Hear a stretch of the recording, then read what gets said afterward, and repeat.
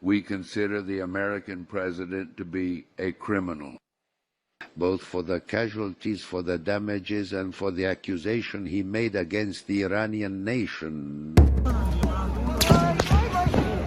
Iran is escalating its response from the streets to the courts to the world stage.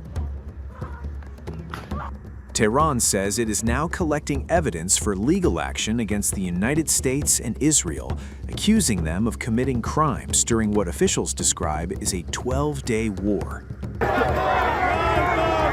Iran's judiciary confirms special teams have been formed nationwide, tasked with documenting incidents, gathering testimony, and preparing cases for international legal forums.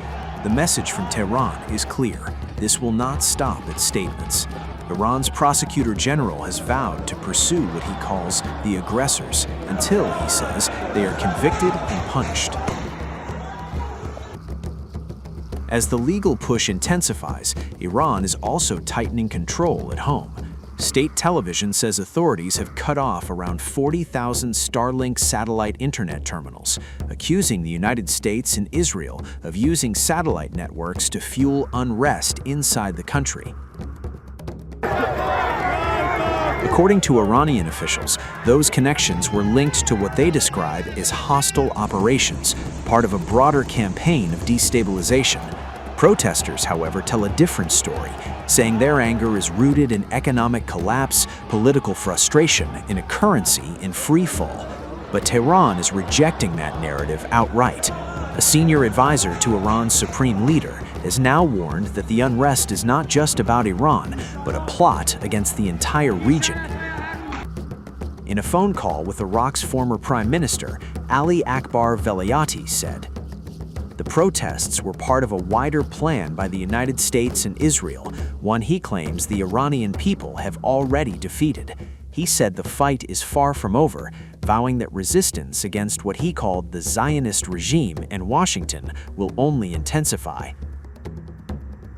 According to Iranian media, Velayati declared that Iran, Iraq, Hezbollah in Lebanon, Palestinian groups, and Ansarallah in Yemen would stand united against what he described as oppression across the region. Inside Tehran, the rhetoric is even harsher.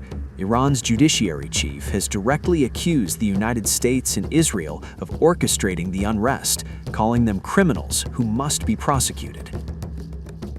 He says legal action will be pursued both internationally and inside Iran's own courts. He also blasted the international community, accusing it of silence, hypocrisy, and complicity.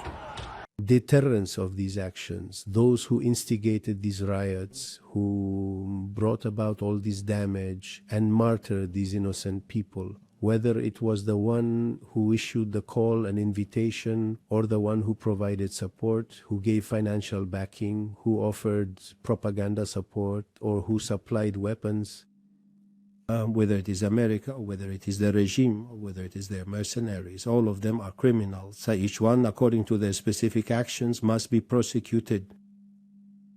But there are also international criminals. They must be prosecuted in both international and domestic courts. Our esteemed international department, our nation's prosecutor general, and shame on those who, unfortunately, even at this juncture, were not willing to pursue these criminals and their supporters. At the very least, they should condemn them, even if only verbally. It should also be explained to the people that the law mandates, for instance, when a bag, and it became another scandal for the so-called international communities, that today the treacherous American president, they openly come and support these crimes. They back them up. They equip the terrorists. They give them weapons. They train them, and they provide them with material and moral assistance. for them to come and slaughter people in this manner. The instigators, the perpetrators, the participants, and the direct actors in this affair are ultimately responsible for the extensive damages they have inflicted. They must make amends and compensate. They must be pursued and prosecuted both in our domestic courts, which I once again strongly emphasize. Iranian officials say more than 100 security personnel were killed during the unrest as authorities moved to contain what they describe as riots and vandalism. While protests have now largely subsided, the government says mass rallies in support of the state have taken their place. Officials insist they are addressing what they call legitimate economic grievances, while warning that foreign enemies are exploiting hardship to weaken the country from within. For Iran, this is no longer just about protests. It is about sovereignty, about power, and about a confrontation that is moving from the streets to international courts and far beyond Iran's borders. We consider the American president to be a criminal, both for the casualties, for the damages, and for the accusation he made against the Iranian nation. A distinct characteristic of this sedition was that the President of the United States, he himself personally, intervened in this turmoil, spoke out, made comments, and issued threats. He encouraged the instigators of unrest, sent a message from America to these individuals, and I will tell you later who they were. Keep moving forward, don't be afraid. He said, we will support you, we will provide military aid. I mean, the U.S. president himself. He entered the sedition. He's part of the seditions. They inflicted injury on the people. How many thousands of innocent people have these individuals murdered? Young people are also emotional. Teenagers are emotional. They are coming onto the playing field. They are doing things that they should not be doing. They're doing naughty things they shouldn't be doing. These are the infantry forces. This is not enough. Yes, we quelled the sedition, but it's still not enough. America must be held accountable. Our different systems must. The Ministry of Foreign Affairs, along with various other diverse governmental bodies, particularly those agencies directly involved in this specific task, must diligently pursue this matter.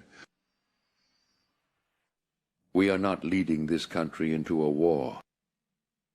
We do not have any intention of taking the country in the direction of war. We don't allow entry to domestic criminals either. Worse than our own domestic criminals are the international ones. We won't let them in either. It must be confronted using its very own methods. This task must be properly pursued and thoroughly followed up. And by the divine grace of God, the Iranian nation, just as it broke the back of sedition, must also break the back of those who instigate sedition.